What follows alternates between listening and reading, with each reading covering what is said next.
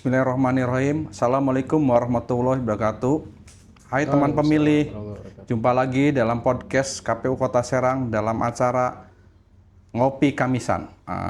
Saat ini narsum kita dari Kadif Teknis KPU Kota Serang periode 2023 sampai dengan 2028. Yang kita kenal Pak Ip Patrudin dengan panggilan sehari-hari biasa dipanggil dengan Pak Ip.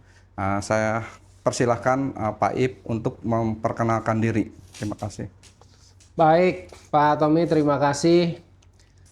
Hari ini saya diundang dalam rangka podcast Ngopi Kamisan di KPU Kota Serang. Tadi yang telah dipaparkan di awal bahwa saya ini menjabat sebagai Kepala Divisi, Ketua Divisi Teknis Kepemiluan di KPU Kota Serang periode 2023-2028. Itu yang bisa saya sampaikan, Pak Tommy. Saya persilahkan karena hari ini kita mengadakan podcast sesuai dengan tema tadi yang disampaikan tentang kepemiluan. Mudah-mudahan saya bisa mengeksplor dan bisa menyampaikan kepada seluruh pendengar yang menyaksikan atau mendengar podcast pada siang hari ini. Terima kasih Pak Ip. Mungkin sesuai dengan jabatannya Pak Ip kan Kadif Teknis ya Pak ya? Teknis Penyelenggaraan Pemilu. Mungkin kali ini judul podcast kita agar teman pemilih mengenal lebih luas tentang verifikasi partai politik itu apa, supaya masyarakat bisa mengenal apa itu partai politik dan bagaimana cara pendaftarannya. Gitu. Baik. Sekarang mungkin banyak yang bertanya-tanya Pak ya di masyarakat itu kan, apa itu partai politik, bagaimana sih caranya. Mungkin yang pertama saya meminta penjelasan dari Bapak, mekanismenya bagaimana cara untuk mendaftarkan partai politik supaya dia ikut dalam peserta pemilu 2029 berikutnya. Baik Pak Tommy, terima kasih.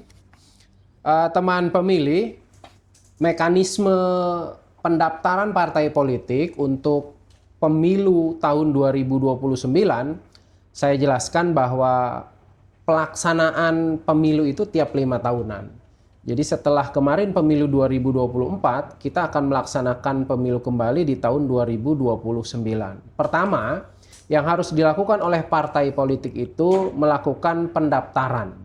Kemana pendaftarannya? Pendaftaran itu kepada lembaga penyelenggara yaitu Komisi Pemilihan Umum. Jadi Komisi Pemilihan Umum Republik Indonesia nanti pada tahapan untuk pemilu 2029 itu akan mendaftarkan diri ke KPU. Jadi setelah mendaftarkan diri baru nanti selanjutnya dilanjutkan dengan proses verifikasi. Jadi Pak Tommy, pertama partai itu akan menjadi peserta untuk pemilu 2029 dilalui dengan melakukan pendaftaran ke KPU Republik Indonesia. Jadi pendaftarannya itu hanya di KPU RI apa di tingkatan kabupaten kota atau provinsi juga? Ya, jadi pendaftaran di awal itu dilakukan di KPU Republik Indonesia. Setelah itu turun melalui verifikasi administrasi. Nanti setelah selesai baru berjenjang setelah ditetapkan di masing-masing KPU kabupaten kota, KPU provinsi sama nanti akan melakukan pendaftaran ke KPU provinsi, ke KPU kabupaten kota. Tapi terlebih dahulu dilakukan pendaftaran ke KPU Republik Indonesia. Gitu. Terus pendaftaran ini apakah manual atau melalui aplikasi Pak pemberkasannya gitu? Setelah pemilu 2019, KPU Republik Indonesia merubah melalui aplikasi ya, melalui aplikasi. Aplikasi itu disebut dengan aplikasi SIPOL. Jadi Sistem Informasi Partai Politik. Jadi setelah pemilu 2019, saya sampaikan pada teman pemilih dan Pak Tommy sebagai host pada siang hari ini bahwa untuk pendaftaran partai politik pada saat pemilu 2024 dan juga nanti pada pemilu 2029 itu melalui aplikasi yang disebut dengan SIPOL. Jadi Sistem Informasi Partai Politik. Jadi partai politik tidak lagi membawa dokumen berkontainer-kontainer ke KPU karena sebelum 2014 saya ingat betul bahwa persiapan pemilu itu pendaftaran partai politik melakukan pendaftaran menggunakan arsip atau menggunakan persyaratan melalui berkas yang manual begitu. Jadi membawa berkas berkontainer-kontainer per provinsi, per kabupaten kota. Nah, kalau sekarang sudah lebih simple dan menurut saya lebih canggih karena melalui aplikasi yang disebut dengan SIPOL, Sistem Informasi Partai Politik. Jadi SIPOL itu untuk memudahkan partai politik ya, Pak ya? Betul. Jadi untuk mempermudah partai politik melakukan pendaftaran ke KPU, jadi melalui aplikasi SIPOL. Gitu. Terus yang syarat-syaratnya apa aja, Pak? Syarat yang dilakukan di-upload ke SIPOL itu? Oke. Ada beberapa syarat yang harus di-upload ke dalam aplikasi SIPOL sebelum dilakukan verifikasi administrasi dan verifikasi faktual ya bagi partai politik yang tidak memiliki kursi di parlemen. Yang pertama, status badan hukum. Nah, itu biasanya status badan hukum itu harus terdaftar di dalam Kementerian Hukum dan HAM ya. Jadi harus terdaftar dulu. Yang kedua, memiliki kepengurusan. Kepengurusan itu dari tingkat pusat, provinsi, kemudian KPU, kabupaten kota, kemudian kecamatan, dan sampai dengan ranting atau desa kelurahan ya. Selanjutnya adalah keterwakilan perempuan. Ini harus di setiap kepengurusan harus ada keterwakilan perempuan. Yang selanjutnya adalah keanggotaan, kemudian kantor yang tetap, memiliki kantor tetap di masing-masing level. Kemudian kelengkapan administrasi lainnya itu seperti kartu tanda penduduk atau KTA yang dimiliki oleh masing-masing anggota yang di partai politik tersebut. Jadi begitu syaratnya. Syaratnya ada 6 syaratnya. Tadi ada syarat nih Pak, apa namanya? Jumlah anggota partai ya Pak ya. Itu minimal berapa Pak jumlah anggota partai untuk mendaftarkan diri?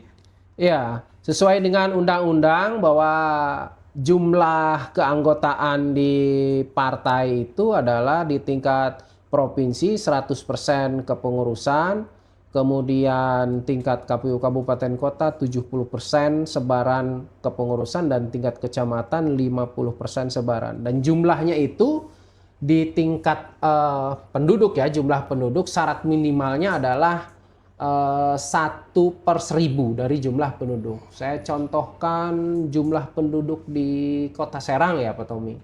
Jumlah penduduk di Kota Serang sekarang 700.000 lah. Bilang 700.000 berarti jumlah minimal menjadi partai politik itu kalau dari 700.000 berarti 7.000. 700.000 kan ya? 700. Jadi 7.000 untuk menjadi partai politik, syarat sah untuk menjadi partai politik di Kota Serang nih, yang jumlah penduduknya 700.000, berarti 1/1000-nya berarti 7.000-an ya? 700 700? Oh, ya, sekitar segitu, karena pokoknya jumlahnya itu 1/1000 dari jumlah penduduk yang ada. Begitu, Pak. Jadi penduduk ada, kepengurusan juga udah diatur juga Pak ya? Jadi tidak sembarangan mendaftar itu ya? Berarti harus ada kriterianya.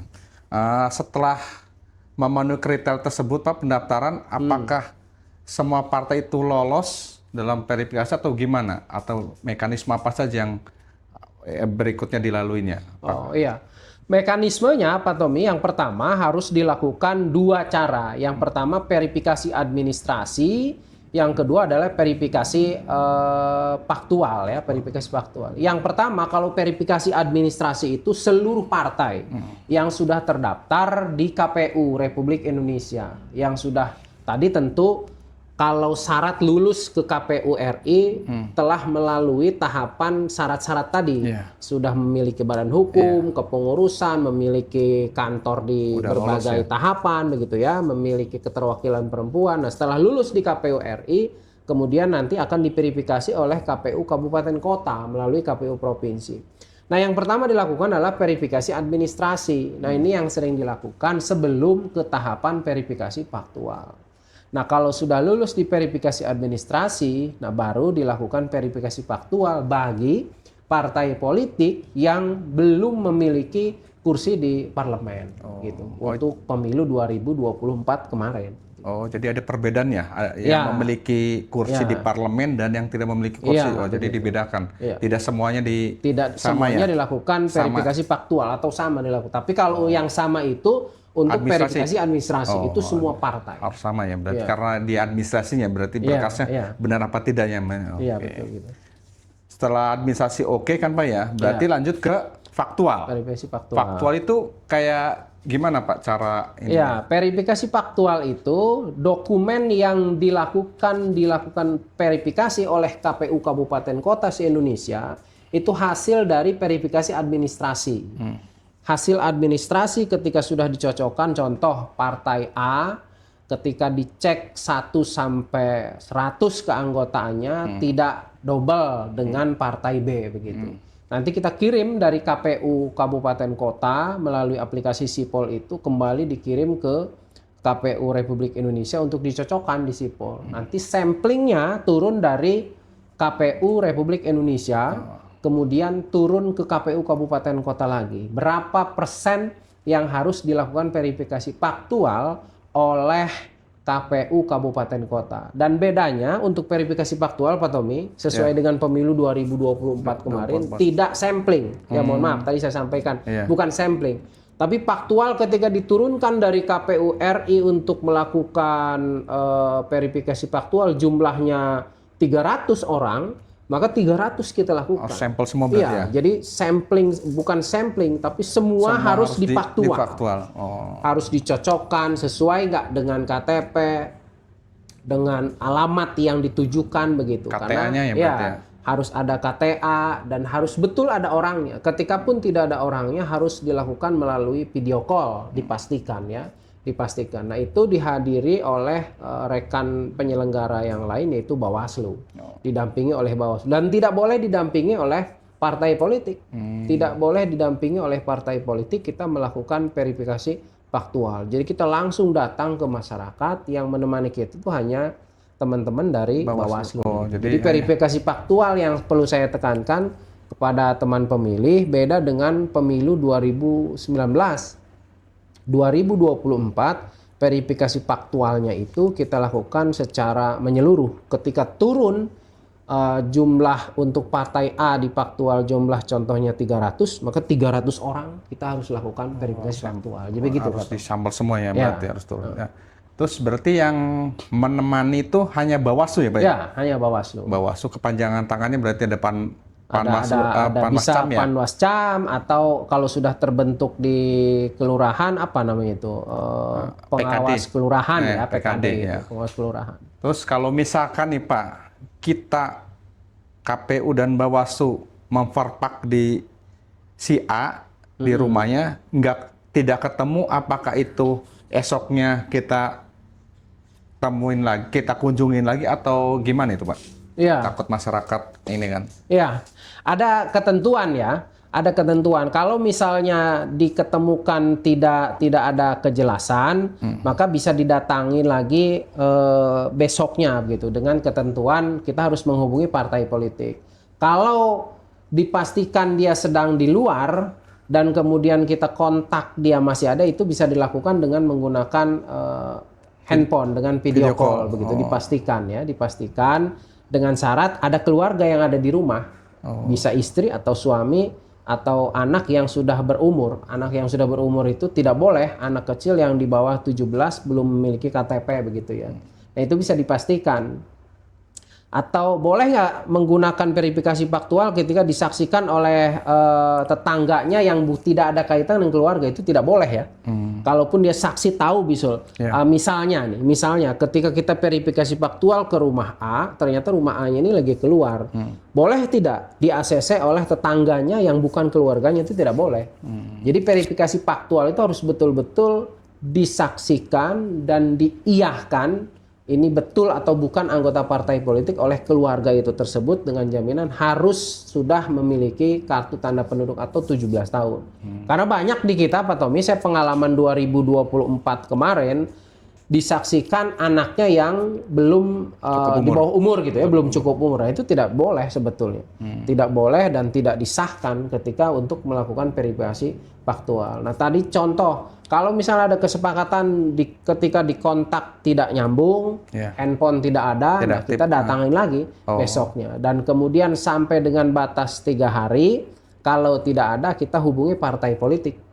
Apa endingnya nanti suruh mengumpulkan ketika yang kita datangi, yang kita kunjungi dalam rangka verifikasi faktual tidak ditemukan, maka kita memberikan surat ke partai politik agar mengumpulkan nama-nama tersebut. Begitu nanti dikumpulkan di satu tempat untuk kita verifikasi faktual kembali. Begitu, gitu ya. Nah, terus tadi ada perkataan Bapak kan katanya apa?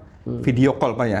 Iya. Dalam video call itu apakah si anggota yang di Perpak itu tetap menunjukkan KTA-nya nggak, Pak, sama KTP? Iya, wajib harus menunjukkan KTP dan KTA. Jikalau misalnya ketika saat video call ternyata KTA-nya tertinggal di rumah, nah itu kan bisa dititipkan atau bisa diperlihatkan oleh keluarga yang ada di rumah. Karena banyak kejadiannya. Ketika dia pergi keluar kota, ternyata KTP dan KTA-nya tertinggal, tapi di rumah. Nah itu ketika dia menyaksikan, berarti KTA-nya kita bisa lihat langsung oleh kita. Orangnya ada di video call. Begitu. Nah itu harus didokumentasikan sekarang. Harus didokumentasikan karena banyak ketika Bawaslu mempertanyakan persoalan verifikasi faktual, kalau tidak ada dokumennya itu bakal agak sulit begitu. Jadi harus didokumentasikan begitu, Pak. Berarti alurnya agak ini, Pak ya, berlapis-lapis harus ini. Terus tadi kan Perpak di keanggotaan, Pak ya? Kalau di kepengurusan itu apakah ada Perpak juga atau tidak?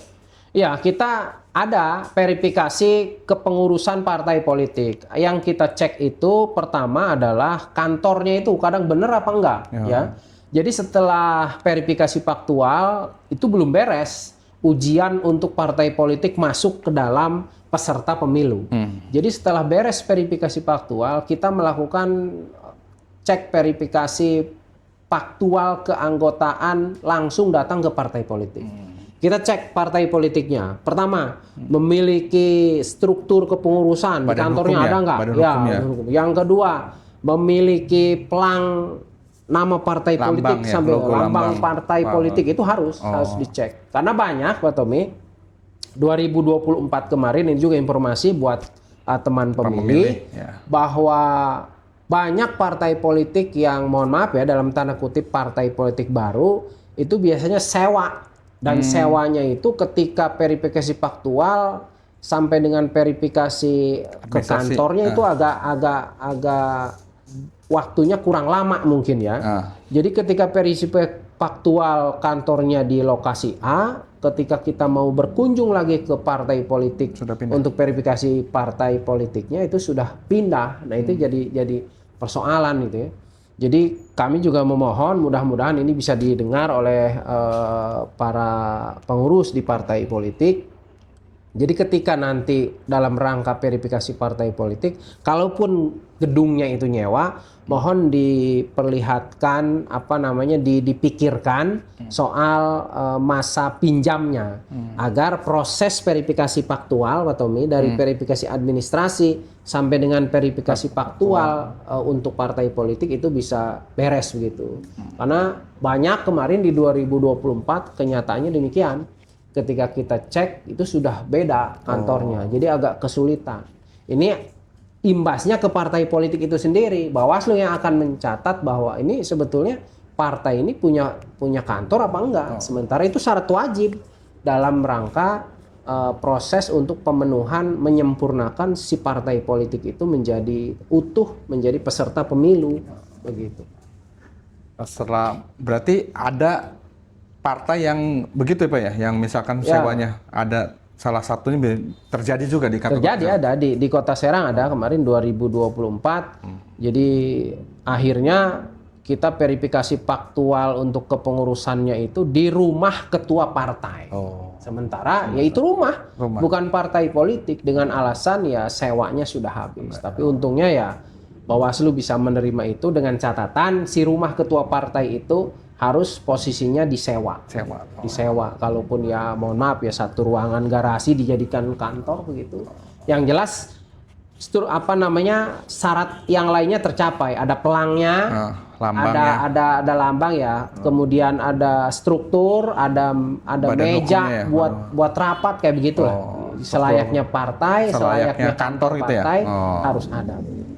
Setelah ini Pak ya, kan setelah Permin lolos. Ya. Terus Perpak lolos. Ya. Nah, kalau yang Perpaknya tidak lolos itu apakah ada Perpak kedua atau memang partai itu udah di-cut, oh berarti dia tidak ikut peserta pemilu gitu Pak? Iya. Ada dua kali verifikasi faktual.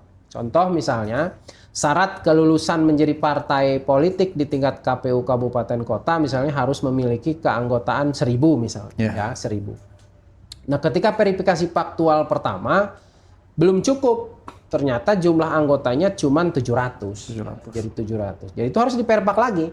2024 ada sekitar 4 partai yang 2 kali verifikasi faktual, Pak Tommy. Ya saya sebutkan saja ini buat pelajaran.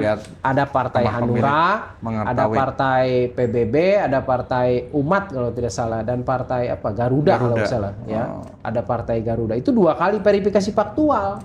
Karena pada saat verifikasi pertama tidak lolos karena keanggotaannya kurang. Nah, apa yang harus dilakukan? Kembali lagi administrasi dulu. Setelah administrasi kita sampaikan ke KPU RI. KPU RI nanti turun lagi ke KPU provinsi dan KPU kota. Kemudian kita melakukan verifikasi faktual kembali untuk yang kedua sampai dengan syarat itu melampaui. Jadi setelah Perpak pertama gagal, ada verifikasi pemberkasan ulang Pak ya? Baru mekanismenya Permin lagi, Perpak lagi berarti 2 kali. Setelah Permin, Perpak lagi. Tetap ada tahapan-tahapan yang harus ini. Betul. Terus setelah misalkan sudah lolos tuh Pak, itu yang mengesahkan partai itu apakah KPU RI atau kabupaten kota apa gimana? Iya, mekanismenya berjenjang ya. Kita mengesahkan di KPU kabupaten kota saja, di KPU kabupaten kota. Kalaupun mohon maaf misalnya di kita ternyata partai X itu tidak lolos, belum tentu ketika di wilayah lain karena kan jumlah syarat di kabupaten kan hanya 75%. Sementara mohon maaf ya, yang saya tahu jumlah kabupaten kota kan lebih dari 500 kabupaten kota begitu ya. Bisa jadi ketika di kota Serang tidak lolos, di kota Tangerang, di kota Cilegon mungkin lolos begitu. Dan itu yang memutuskan partai itu nanti ikut berkompetisi, ikut peserta pemilu di 2029 atau kemarin di pemilu 2024 itu adalah KPU Republik Indonesia. Jadi yang mempinalkannya itu di sana. Kita hanya melakukan verifikasi administrasi dan verifikasi faktual untuk mengecek keanggotaan begitu ya. Berarti verifikasi faktual itu hanya di kabupaten kota saja Pak ya? Karena yang memiliki wilayah kan? Yang memiliki keanggotaannya kan di kabupaten kota. Jadi KPU provinsi, KPU RI tidak melakukan verifikasi administrasi dan faktual. Jadi mereka hanya menerima syarat lengkap, syarat dukungan dan ketika mereka akan mendaftarkan saja untuk pemilu, dan itu pun ketika sudah sah ketika sudah sah maka KPU kabupaten kota, KPU provinsi, KPU RI kembali menerima partai politik. Terima kasih Pak atas pemaparan tadi tentang verifikasi partai politik. Nah, sebelum diakhiri mungkin Bapak punya statement lah gimana biar teman pemilih mengetahui gitu. Baik Pak Tom, untuk mengakhiri podcast pada siang hari ini ada closing statement yang harus saya tegaskan, ini khususnya untuk teman pemilih buat informasi dan juga untuk pengurus partai politik yang wabil khusus yang ada di Kota Serang ya. Pertama, karena kemudahan kita untuk melakukan pendaftaran partai politik kan sekarang sudah melalui Sipol. Yang saya ingin sampaikan, tolong komunikasi dengan KPU setempat, khususnya untuk partai politik yang ada di Kota Serang. Untuk KPU Kota Serang itu memilih LO, memilih narah hubung yang dari partai politik ke KPU itu harus betul-betul ada komunikasi. Karena ini sangat erat kaitannya ketika melalui sipol, Pak Tommy. Kalau tidak cakap narah hubungnya atau LO-nya, itu biasanya agak susah komunikasi dengan partai politik begitu. Beda dengan pendaftaran manual ya. Kalaupun mohon maaf LO-nya kurang baik, tetapi ketika administrasi didorong secara manual itu bisa kita kerjakan. Nah, karena sekarang sistemnya pakai aplikasi, maka saya mengingatkan kepada partai politik untuk menghadapi persiapan pemilu 2029. Ketika verifikasi partai politik, yang pertama harus disampaikan adalah melalui LO-nya yang harus betul-betul dipilih atau narah hubungnya. Yang kedua, pada saat nanti verifikasi administrasi, mohon tidak asal memasukkan keanggotaan partai politik. Ini pengalaman 2024, ada beberapa hal yang sangat mengganjal di KPU, begitu khususnya untuk para operator pada saat verifikasi administrasi. Ini partai politik kebanyakan banyak memasukkan KTP asal. Nah, ini mohon ya untuk memudahkan kita semua juga bahwa dalam memperlancar administrasi kami sampaikan kepada partai politik. Jadi harus sesuai dengan wilayah ya. Kalau memang kita di Kota Serang ya KTP penduduknya yang dimasukkan ya KTP di Kota Serang. Jadi jangan KTP luar dari Kota Serang gitu. Jadi itu saja dua catatan yang ingin saya sampaikan kepada partai politik wabil khususnya dan juga kepada teman pemilih untuk memperlancar proses verifikasi partai politik. Yang pertama harus memiliki orang atau narah hubung atau LO yang baik, komunikasi baik dengan KPU. Yang kedua, pada saat melakukan pendaftaran administrasi, KTP-nya ya harus betul-betul KTP warga Kota Serang. Itu yang bisa saya sampaikan, Pak Tommy. Ya, terima kasih Pak Ip. Mungkin dari ringkasan penjelasan narsum tadi, jadi pendaftaran partai politik itu di KPU RI Pak ya tempatnya, terus ada dua verifikasi setelah pendaftaran, jadi verifikasi administrasi dan verifikasi faktual. Nah di situ di verifikasi administrasi juga hanya partai yang mempunyai parlemen saja Pak ya. Kalau yang tidak ada parlemen itu verifikasi administrasi lanjut verifikasi faktual. Setelah verifikasi faktual tidak lolos, misalkan tidak lolos, itu akan kembali ke verifikasi administrasi lagi, baru verifikasi faktual. Setelah tahapan itu selesai, yang menetapkan peserta pemilu ada KPU RI ya Pak ya. Mungkin demikian teman pemilih Ngopi Kamisan hari ini. Sampai jumpa lagi di podcast selanjutnya. Dan jangan lupa untuk like dan komennya. Terima kasih. Assalamualaikum warahmatullahi wabarakatuh. Waalaikumsalam warahmatullahi wabarakatuh.